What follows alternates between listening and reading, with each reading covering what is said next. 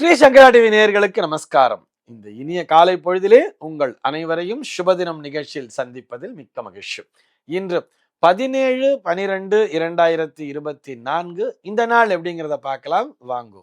இன்றைய தினம் குரோதி வருடம் மார்கழி மாதம் 2ஆம் தேதி செவ்வாய்க்கிழமை. திதி பார்த்தோம்னா தேய்பிரை த்விதியை திதி பகல் 10:56 வரைக்கும் இருக்கு. அதனைத் தொடர்ந்து தேய்பிரை திருதியை திதியானது வந்து விடுகிறது. இன்னைக்கு நட்சத்திரம் பார்த்தோம்னா புனர்பூசம் நட்சத்திரம் இரவு 12:42 வரைக்கும் இருக்கு. அதனைத் தொடர்ந்து பூசம் நட்சத்திரம் என்பதும் வந்து விடுகிறது. இந்த நாள் முழுவதுமே ஒரு சித்தயோகம் கூடிய நாளாக அமைந்திருக்கிறது.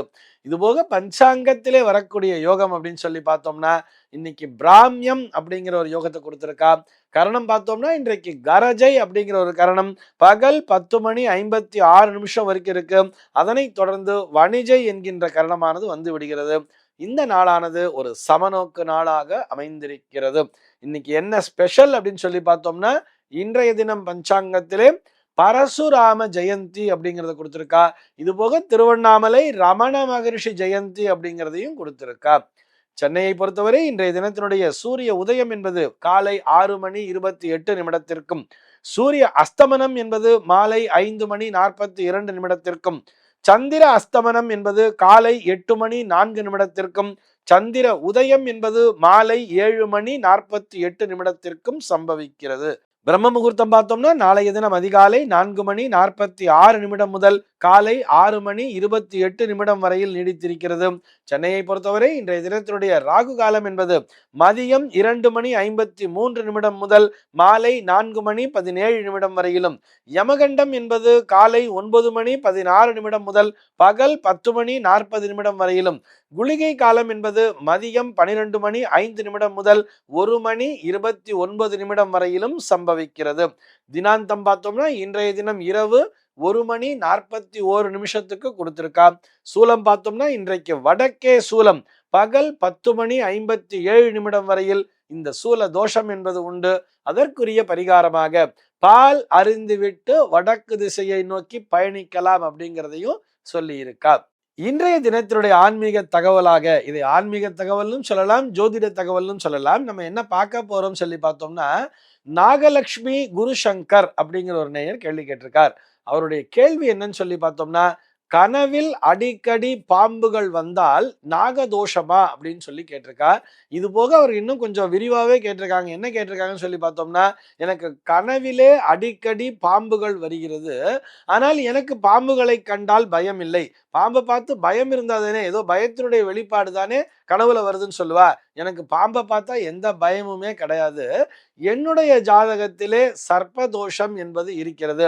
கால சர்ப்பதோஷம்னு சொல்ற என் ஜாதகத்துல இந்த மாதிரி கால சர்ப்பதோஷம் இருப்பதற்கும் கனவிலே அடிக்கடி பாம்புகள் வருவதற்கும் ஏதேனும் தொடர்பு உண்டா என்பதுதான் அவருடைய கேள்வியாக அமைந்திருக்கிறது. இதில் அவர் சொன்ன ஒரு கருத்தினை மறுப்பதற்கில்லை. இந்த நேயனுடைய பேரே பார்த்தோம்னா நாகலட்சுமி அப்படிங்கிற மாதிரி ஒரு பேர் வச்சுட்டு இருக்கா. நாகத்தையே அந்த பெயரோடு இணைத்திருக்கிறார்கள். இவர்கள் பிறந்திருக்கும் பொழுது இவருடைய ஜாதக அமைப்பினை கொண்டு கூட அவர்களுக்கு அந்த பெயரை வைத்திருக்கலாம் என்று நினைக்கிறேன். அதாவது அவருடைய ஜாதகத்திலேயே கால சர்ப்ப தோஷம் அப்படிங்கிறது இருக்குன்னு சொல்லியிருக்கா இல்லையா. அதுல ஒரு கருத்து அவர் எனக்கு பாம்பினை கண்டால் பயம் இல்லை அப்படின்னு சொல்றா இல்லையா. இது ஏற்றுக்கொள்ளத்தான் வேண்டி இருக்கிறது. அதே நேரத்தில் இவர்களுடைய ஜாதகத்திலேயே லக்னத்தில கேத்து அப்படிங்கிற ஒரு விஷயம் இல்லாமல் இருக்கலாம். லக்னத்திற்கும் அந்த ராகு கேத்துக்களினுடைய அமைப்பிற்கும் சம்பந்தம் இல்லாமல் இருக்க வேண்டும் என்று நினைக்கிறேன். லக்னத்திலேயே கேத்து இருந்ததுன்னா மனதிலே ஒரு சஞ்சலம் என்பது இருந்து கொண்டிருக்கும். அது இல்லாமல் லக்னம்ங்கிறதும் உள்ளே அடங்கி இருக்கலாம். இந்த ராகு கேத்துக்களுக்குள்ளாக எல்லா கிரகமும் அடங்கிட்டதுனால இதை காலசர்ப்ப தோஷம் சொல்லுவா.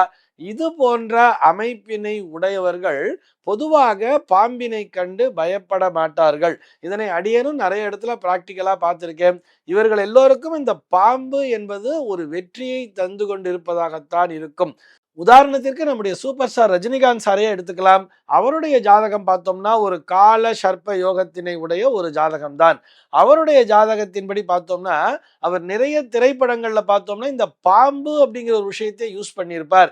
இந்த பாம்பு எந்த படத்துல எல்லாம் யூஸ் பண்ணியிருக்காரோ அந்த திரைப்படமானது அவருக்கு ஒரு மாபெரும் வெற்றியை தரக்கூடிய படமாகவே அமைந்திருக்கும். உதாரணத்துக்கு பார்த்தோம்னா பாம்பு புத்துக்குள்ள கையை விட்டுங்களே கடிச்சிடாதுங்களா அப்படின்னு சொல்லி ஒரு நகைச்சுவை நடிகர் கேள்வி கேட்பார். அதை தொடர்ந்து கேட்டுட்டே இருப்பார். கடைசியா அவர் அதற்கு ஒரு பதில் கூட சொல்லுவார். கடிச்சது ஆனா எனக்கு விஷம் ஏறாது அப்படிங்கிற மாதிரி ஒரு பதில் சொல்லியிருப்பார்.